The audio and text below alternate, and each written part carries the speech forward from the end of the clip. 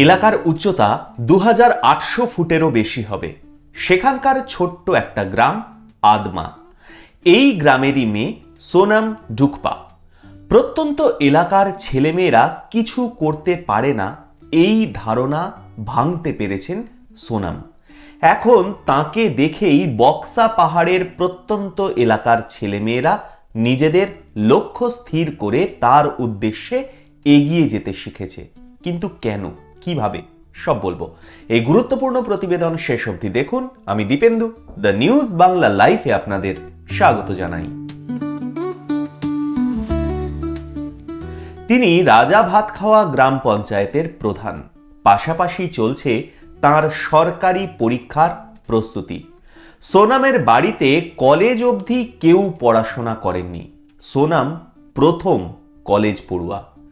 বাবার পেশা পশুপালন, মা গৃহবধূ। আদমাকে ভুলতে পারেননি সোনাম। রাজা ভাতখাওয়া এলাকার ভাড়া বাড়িতে কর্মসূত্রে থাকলেও সপ্তাহের শেষের দিনগুলোতে পাহাড়ি পাকদণ্ডি পেরিয়ে আদমাতে চলে যান তিনি। সোনামের ইচ্ছা সরকারি আমলা হওয়ার, যার কারণে পঞ্চায়েত প্রধানের কাজের পাশাপাশি সরকারি চাকরির পরীক্ষার প্রস্তুতি নিচ্ছেন তিনি। সোনাম ডুকপা জানান, নার্স হওয়ার ইচ্ছে আমার প্রথমে ছিল, কিন্তু সময়ের অভাবে তা হবে না। কলেজ শেষ হয়েছে, এখন সরকারি আমলা হওয়ার পরীক্ষার প্রস্তুতি নিচ্ছি। পাশাপাশি পঞ্চায়েত প্রধান হিসাবেও পরিষেবা দিচ্ছি এই এলাকায়। मैं 2018 से मैं पंचायत में खड़ा हुआ था।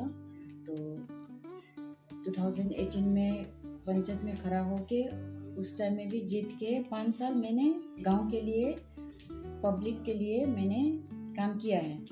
तो इस बार भी फिर टिकट दिया है, मुझे ही दिया। तो फिर जीतने के बाद मैं अभी प्रधान में सीट मिल गया।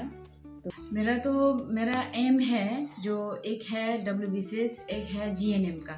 हाँ। तो मेरा ये काम कर करके थोड़ा टाइम भी तो इतना नहीं मिलता है, फिर भी मैं कोशिश कर रही हूँ कि WBCS करने के लिए।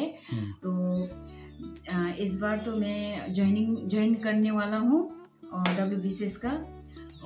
রাজ্যের শাসক দল 2018 সালে তাকে রাজা ভাতখাওয়া গ্রাম পঞ্চায়েতের থেকে ভোটে লড়ার জন্য মনোনীত করে। জয়ী হয়ে মানুষের জন্য কাজ শুরু সেই থেকেই।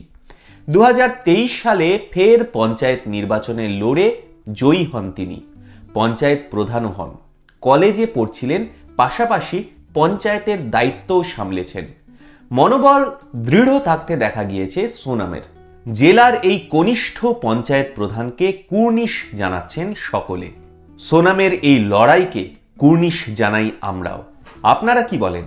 আপনাদের মূল্যবান এবং গুরুত্বপূর্ণ মতামত জানান দ্য নিউজ বাংলা লাইভের কমেন্ট সেকশনে। আর দেখতে থাকুন দ্য নিউজ বাংলা লাইভ।